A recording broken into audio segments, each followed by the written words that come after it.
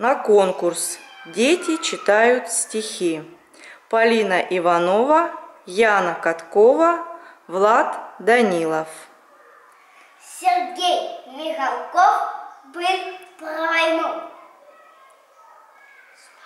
Спать легли однажды дети, окна все затемнены, а проснулись на рассвете, в окнах свет и нет войны. Можно больше не прощаться, и на фронт не провожать, и налетов не бояться, и ночных тревог не ждать. Люди празднуют победу, бес летит во все концы. С фронта едут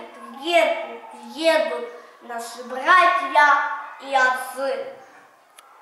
На груди у всех медали, а у многих ордена. Где они не побывали и в какие только дали не бросала их война. Здравствуй, воин-победитель, мой товарищ, друг и брат, мой защитник, мой спаситель, Красной армии солдат.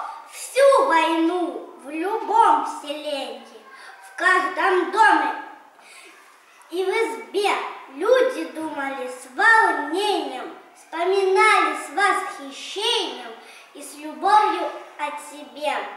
Дни сражений миновали, мы неплохо воевали, как солдаты выполняли нашей Родины приказ. И сегодня мирный час, дорогая моя отчизна,